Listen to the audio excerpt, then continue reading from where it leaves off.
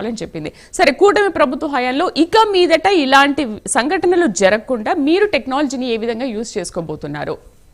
Madam గారు, శ్రీదేవి గారు, ఏదైతే కూటమి ప్రభుత్వం అధికారంలోకి వచ్చిన తర్వాత గౌరవ ముఖ్యమంత్రి నారా చంద్రబాబు నాయుడు గారు తిరుమల సందర్శనకు వచ్చి ఇక్కడ నుండే ప్రక్షాళన మొదలు పెడతాం అని చెప్పి మాట చెప్పాడు. ఆ రోజే బీజం పడింది. ఏ టెక్నాలజీతో ఏదైతే మనీ లెక్కింపు టోటల్ కూడా పారదర్శకంగా, ఏదైతే ఏ టెక్నాలజీతో యంత్రాలతోనే ఎక్కడ కూడా అవినీతి జరగకుండా చేయాలనే ఉద్దేశంతో ఒక దృఢ నిశ్చయంతో నిర్ణయం తీసుకున్నారు. దానికి తగ్గట్టుగానే బిఆర్ నాయుడు గారు చైర్మన్ అయిన తర్వాత పైన కొండ మీద కానీ కొండ కింద కానీ తిరుమల తిరుపతి దేవస్థానంలో అద్భుతమైనటువంటి మార్పులు చేర్పులు అన్నీ జరుగుతూ ఉన్నాయి.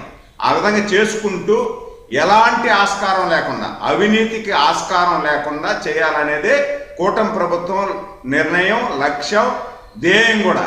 దీంట్లో భాగంగానే నేను ఇందాక సురేష్ చాలా గొప్పగా మాట్లాడాడు, చాలా ఎక్కువ మాట్లాడాడు.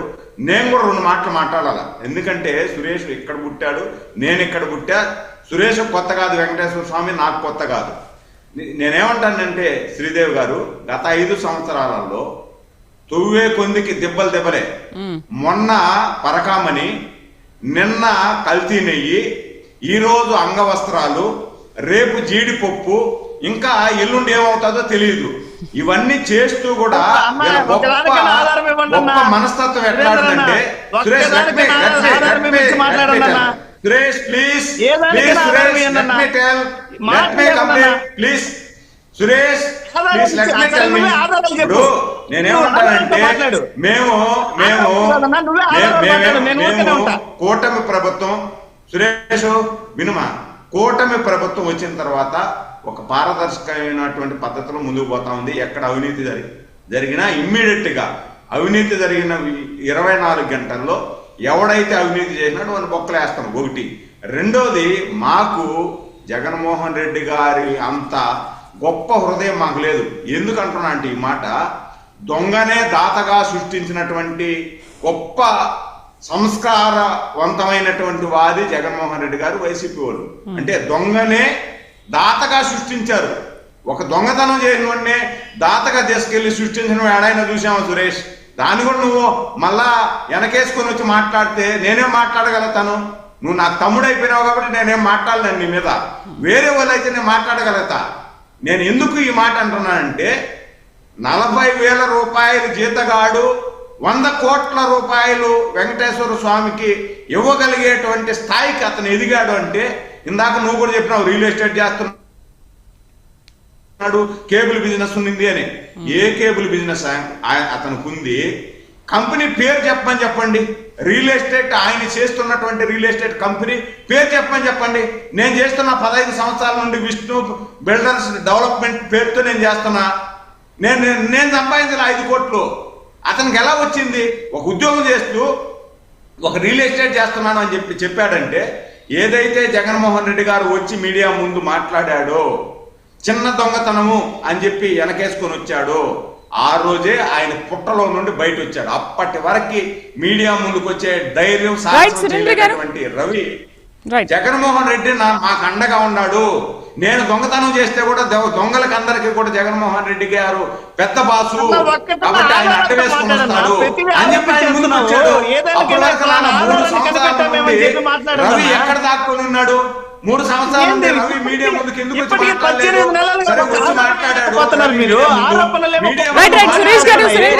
ఆయన ఈ 14 కోట్లు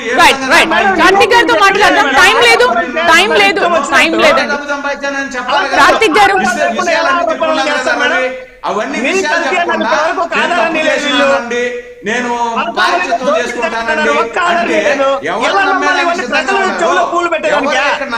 సిద్ధంగా లేదు. 72,000 రూపాయలు దొంగతనం చేసినటువంటి దొంగ ఆధారాలు ఇచ్చి ఇదిగో ఫలానా ఆధారంతో ఆరోపణ చేస్తున్నామని చెప్పండి. మీ రాజకీయ ఆరోపణ చేసి మొహమ్మద్ మీరు సురేష్ గారు, సురేంద్ర గారు, రైట్, ఎవరైనా ఓకే. సరే కృష్ణవేణి ఈ గారు, పార్టీలో కృష్ణవేణి గారు, విశ్లేషణ సురేష్ గారు అడుగుతున్నారు. చెప్పండి మేడం. కృష్ణవేణి గారు, సురేష్ గారు అడుగుతున్నారు, ఇవన్నీ జరిగినట్టుగా పక్క ఆధారాలు ఉన్నాయా? ఆధారాలు చూపిస్తే మేము కూడా దాన్ని యాక్సెప్ట్ చేస్తామని అంటున్నారు. మరేంటి ఆధారాలు బయట పెడుతున్నారా? ఇప్పుడు కూటమి ప్రభుత్వం హయాంలోకి వచ్చినప్పటి నుంచి కూడా తిరుపతిలో అసలు ఏమేమి జరుగుతున్నాయి అన్ని మీరు ఒక్కొక్కటిగా బయట పెడుతున్నారు కదా.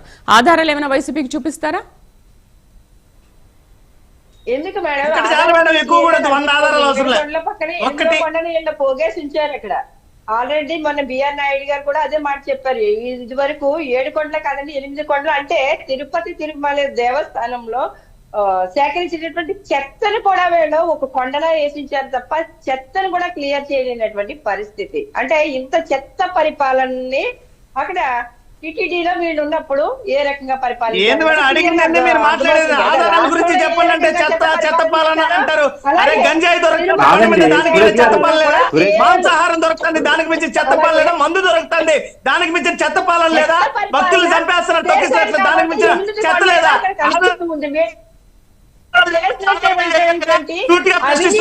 చెప్పండి. లడ్డు కల్తీ అన్నారు, ఆధారం చూపించారా?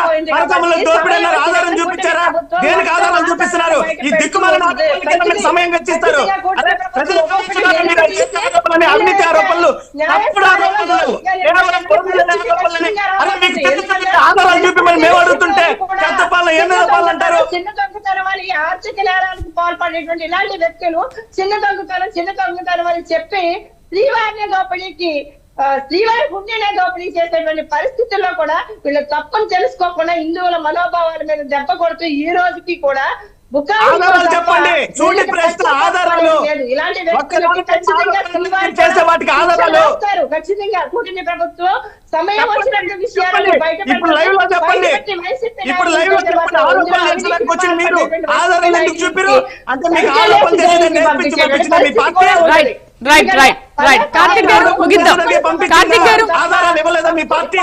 రైట్ కార్తిక్ గారు ఫైనల్ వర్డ్స్ కృష్ణవేణి గారు, సురేష్ గారు. లడ్డు కల్తీ అనేది ఇప్పటి వరకు 18 నెలలు అవుతుంది. లడ్డు కల్తీ మీద ఆధారం చూపించారు. మీరు ఆగితే లైవ్ లో ఆధారం మేము చెప్పాం దాన్ని మీరు ఆగితే లైవ్ లో ఆధారం చూపిస్తా. మీరు మాట్లాడుతూ ఆఫ్ చేస్తే సురేష్ గారు, సురేష్ గారు, మీరే సురేష్ ఆగాలి. సురేష్ ఆగాలి. సమాధానం కావాలంటే ఆగాలి. మీకు సమాధానం కావాలంటే ఆగాలి. మీ ప్రభుత్వం ఏదో 72,000 అర్థం మాట్లాడితే సమాధానం ఇవ్వదు కదా. రైట్ రైట్ రైట్ ముగిద్దామండి, ఇంకా ముగిద్దాం. 72,000 దొంగతనం కేసు నమోదు చేయడం మీ ప్రభుత్వం మీరే చేశారు కదా. చాలు, ఇదే ఆధారం, ఇంకేం ఆధారం కావాలి? క్లియర్ గా నేను చెప్తున్నానండి, వైసీపీకి రాష్ట్ర ఏజెండా ఉంది. అది రాజశేఖర రెడ్డి గారు అమలు చేయాలనుకుంటున్నారు.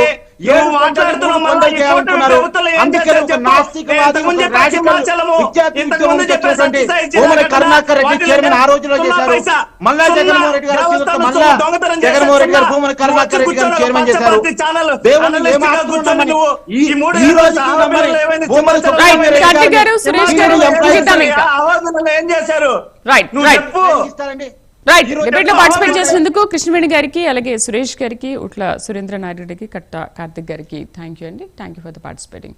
ఇది ఇవాల్టి హాట్ టాపిక్. రేపటి హాట్ టాపిక్ లో మరో టాపిక్ తో మళ్ళీ కలుద్దాం. నమస్తే.